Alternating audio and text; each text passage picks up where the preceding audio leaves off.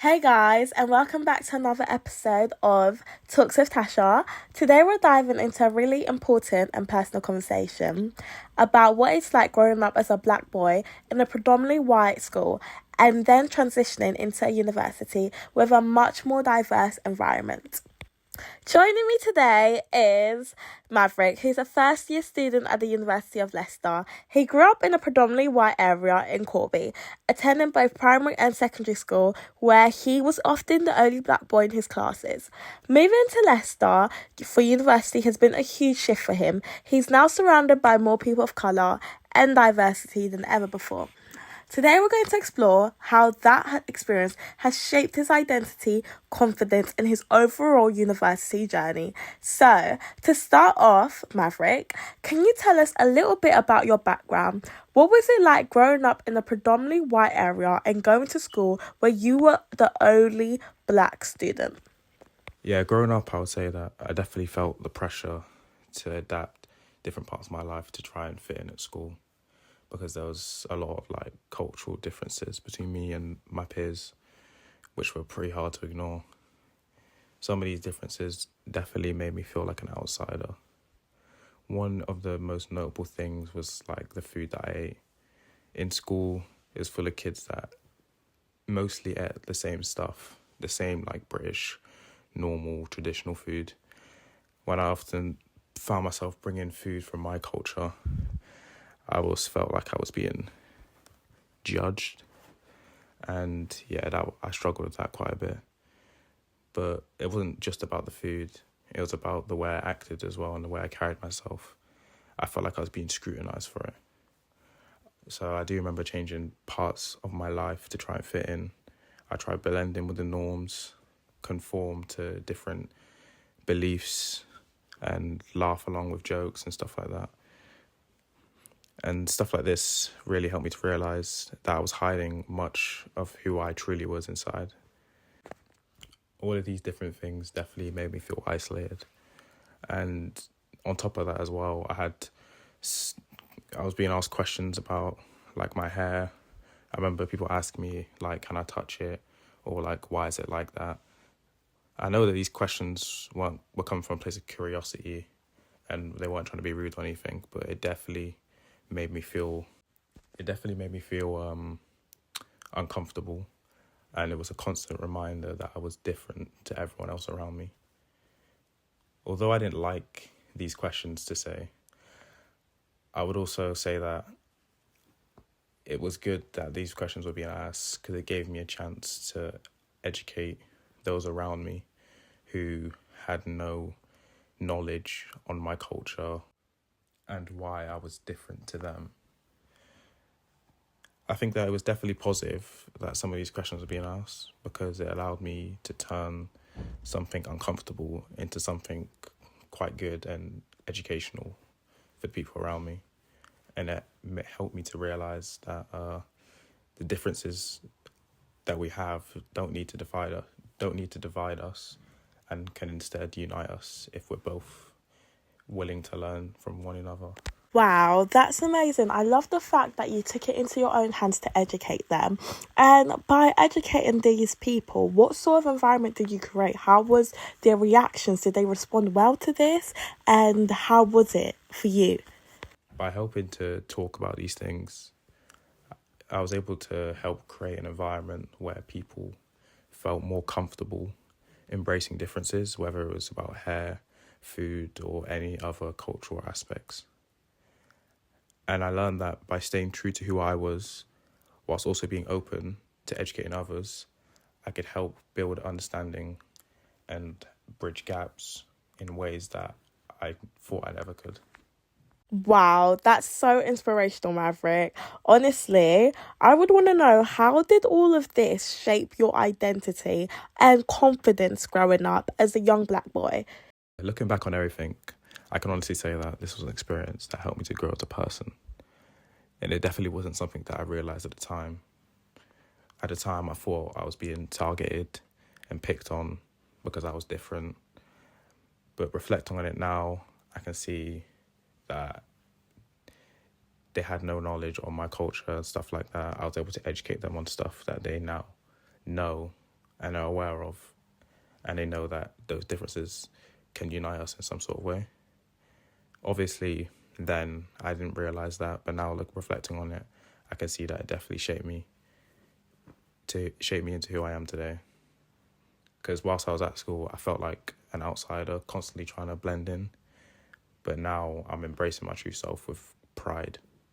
It was a journey for me of self-discovery, one that gave me confidence in both my identity and my appearance. I'm so happy that you've taken this experience and you've turned it into something great and something that you embrace and you love yourself more.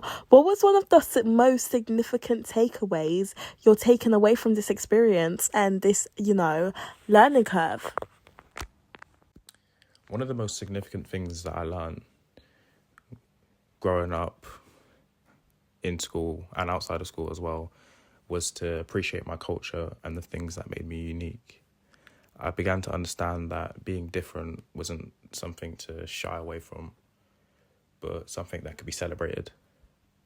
The more I embraced my heritage and the more I started to love my own identity, whether it was my hair or the way I dressed or the food that I ate, I was able to stop trying to hide these things or even apologize for them. Instead, I started seeing them as strengths and I made them part of myself, and that's what made me who I am today. Exactly that. That's what life is all about. Loving yourself, loving your heritage, no matter where you come from, colour, race, nationality, and I love that for you. But when was that turning point? Because I know a lot of people are listening to this and you're probably wondering, how do I get the confidence to just, embrace, become my full self and love myself? They just, this might not even be a race thing. This might just be a personal and an identity lost, and they might be trying to find themselves. What was that turning point for you, and how can it might be able to help someone? The real turning point for me, I think, was when I stopped seeing my differences as something that set me apart in a negative way and started to see them as something that was actually special. Because when I became more open to sharing cultures with others, like with like food that I brought to school or how I wore my hair, I noticed that people around me, they began to be more open because they weren't just curious, they were also respectful about it, eager to learn and understand. I realised that embracing my uniqueness was helping me to create a space where others could also do the same, because I know that I'm not the only Black British boy to grow up in a school that was predominantly white. There's people that grew up there, or grew up in schools like that all around the country. So I knew that helping to create a space where others could also talk about their differences and how they were unique would really help people to become more comfortable in themselves. Carrying on from that as well, I would say that the process was not easy, but I'd say it was definitely worth it. And it made me reach a point in my life where I know that I can be proud of where I come from, who I am, and that all the differences that we have with one another is what makes us special. Right? What would be a life with everybody being the exact same? And I love that for you. And this story's so inspiring, and it just intrigues me more to know, were there times where you felt that you were being treated different because of your, skin colour and growing up as a Black boy in a British environment? There was definitely times where I was aware that my race was the reason why I was being treated differently from others. And one vivid memory that I do have was when I was younger. I played for my local Sunday league team, and I do remember one game. I was quite young. I think I was year 6, something like that. One game. I know it was a close game. It was a competitive game, but guys on the opposite team were targeting me with some racial comments and jokes. This was really upsetting and angering for me whilst I was actually on the pitch, and actually went off and had to sit out majority of the game because I was so upset.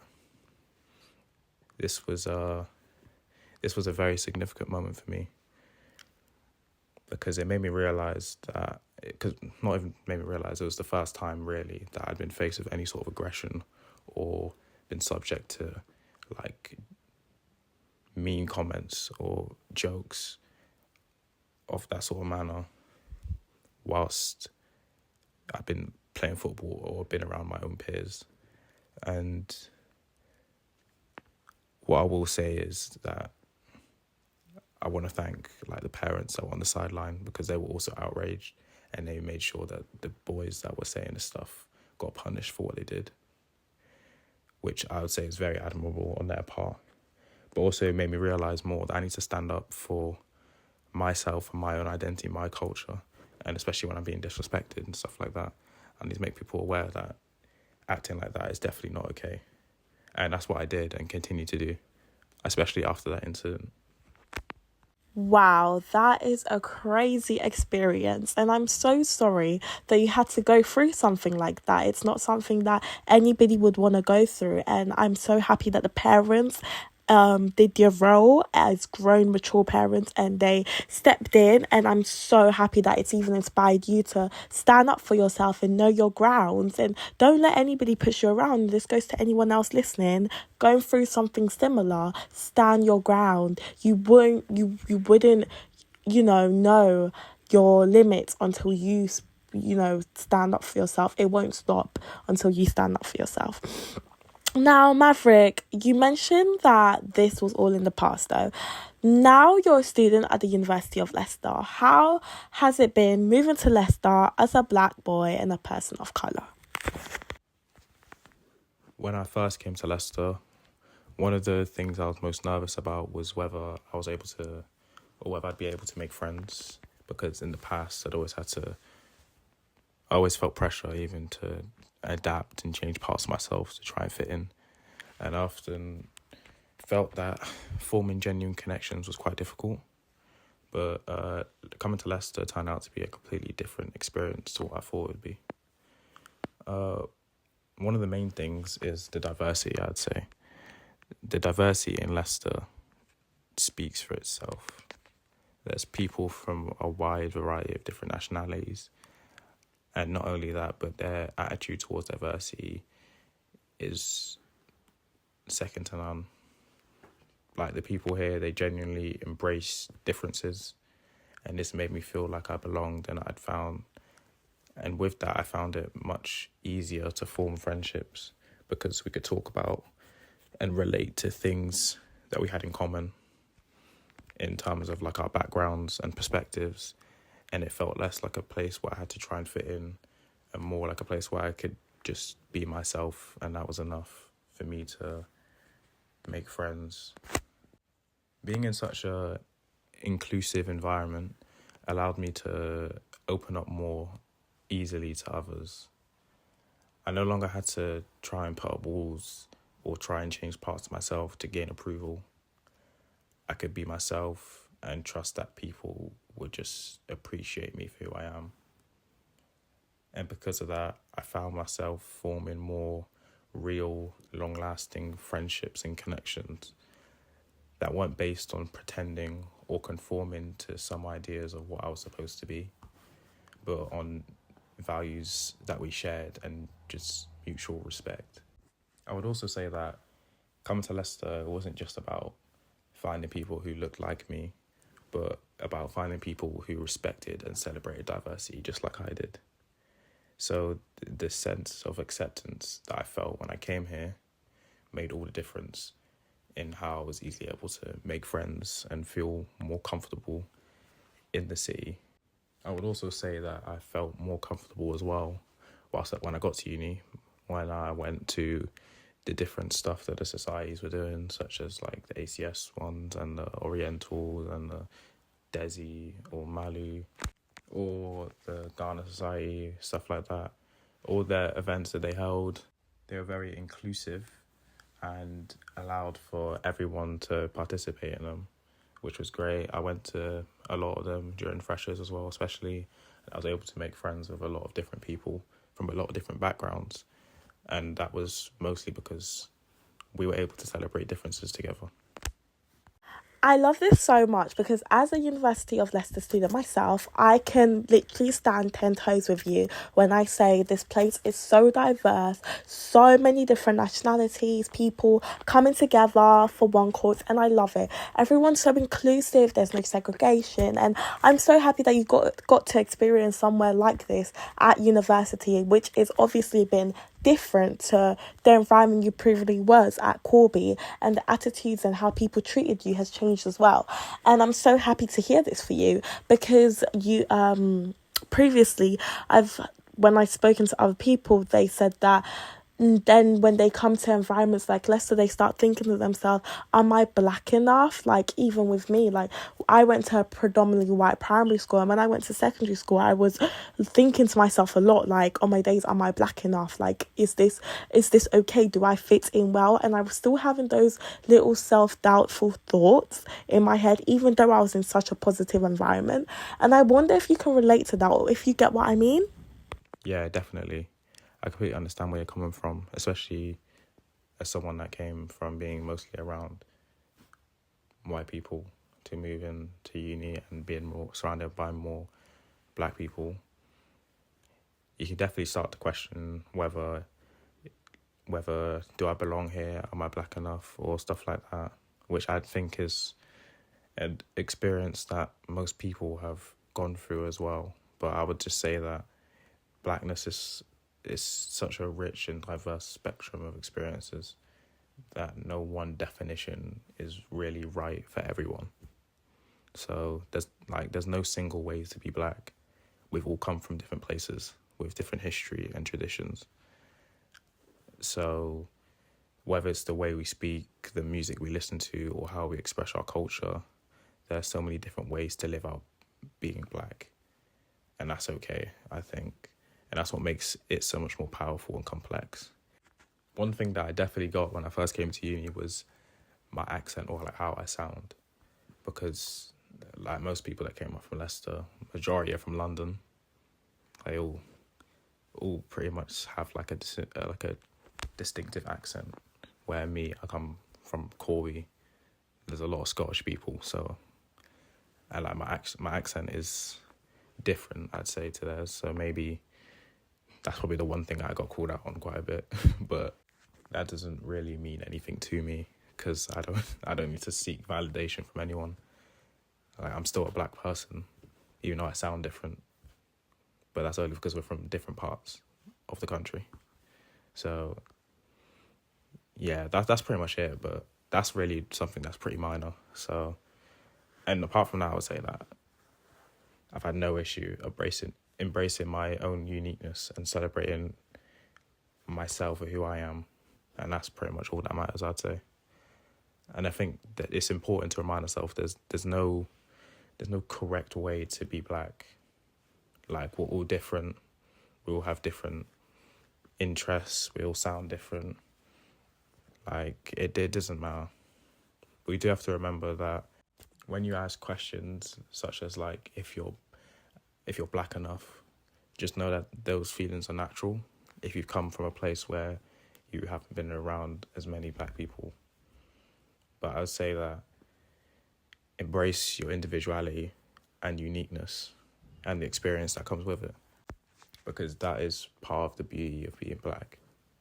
The more we lean into our differences and share our stories with one another, the more we can enrich and pass out knowledge of what it means to be black to everyone around us. We're all part of a beautiful, diverse community, and no matter how we experience black or being black, we all belong in it. Wow, you've really swept me off my feet. These answers are incredible.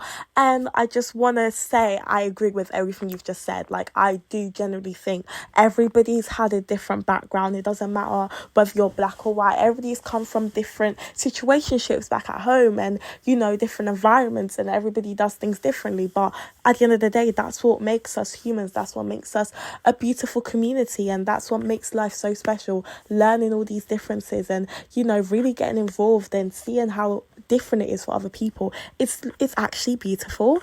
Wrapping up now and bringing this interview to an end. You've been amazing. Thank you so much. I do want to ask if you have any advice at all for any young black boys who are growing up and struggling back at secondary school, sixth form, even at university maybe. There may be some people struggling at this moment in time. What advice would you give to them as you are right now, knowing all you've known and everything you've told me in this interview? What's the package? What are you going to sum up to leave with our audience today? Advice that I would give to students who are currently going through school in a predominantly white area is that every day that you walk into school is to remember that you're not alone. I know that sometimes it might feel like you're the only one who stands out, or that you're different from everyone around you, whether it's your appearance or your culture or the way that you carry yourself. But I say it's easy to feel like you're on your own, but the truth is that you're never truly alone. There's people all over the country who will be going through the same experience that you are as well. So when you have times where you feel like you have a weight on your shoulders, or you're trying to navigate spaces where people might not understand you, or you're in a situation where people might judge you for who you are, just remind yourself that it's your identity and it's important that you embrace it to the maximum. And no one should ever dictate how you live your life. And I think that it's important that you don't take away or hide parts of yourself to try and make others feel comfortable. It's best to show up for yourself and show the world your identity, your story, your culture, and outline that it matters and that people need to understand and maybe take time to learn and embrace the different parts about you. I know that it's not always easy to face the stares or to deal with the questions or to be misunderstood and stuff like that. And like stuff that people may ask you might be uncomfortable.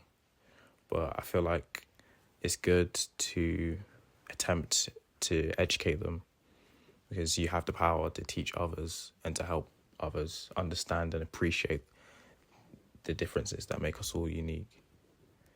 So every time you share your experiences or explain your culture, you're not just helping one person, you're helping a group of people around you understand something that is important. And you're breaking down barriers and building more genuine connection with others.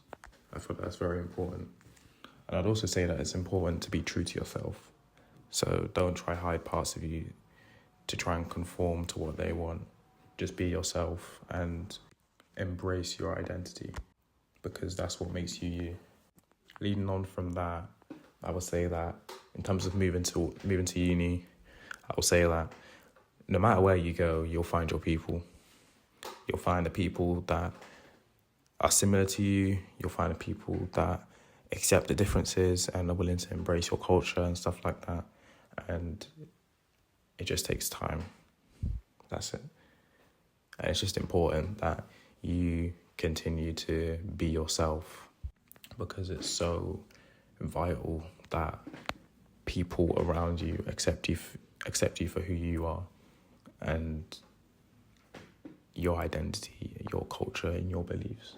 Wow. That was an amazing piece of advice. Thank you so much, Maverick, for coming on here and sharing your experiences. Honestly, I feel like this is something that needs to be spoken about more, and I'm so happy that you've taken the confidence, because it's not easy to think back to times like that, and you've really had this discussion, and it just shows so much growth. It shows how you went through it and how you've overcome it. I feel like I've been on this journey with you throughout this conversation, genuinely. Is there any last things you want to say before we wrap up? I say a big thank you to Tasha for having this discussion with me, because I feel like it's something that's very important and something that needs to have more light shed on it, so that people can understand the difficulties of being a black kid growing up in a predominantly white school, and also understand how that can shift when you go to uni and how you can meet more people. Thank you. Thank you so much, Maverick. Honestly, it's been amazing talking to you, and thank you for sharing your opinions on this matter, because I feel like you said it's something that needs to be spoken about. Your journey is truly inspiring, and I'm sure it's going to inspire millions out there who listen to this, and they're going to take it back and they're going to be really inspired from your journey growing up as a black boy in a predominantly white area, but also moving to Leicester and coming to university and having all this diversity and seeing all these different types of people. I just want to say thank you for everybody who's also been listening, and I hope you guys take this in, and if you're going through anything, make sure you can reach out to me. I'm always there to help you. Thank you so much for listening to this interview. I hope you guys enjoyed it, and I will see you guys next time. Bye.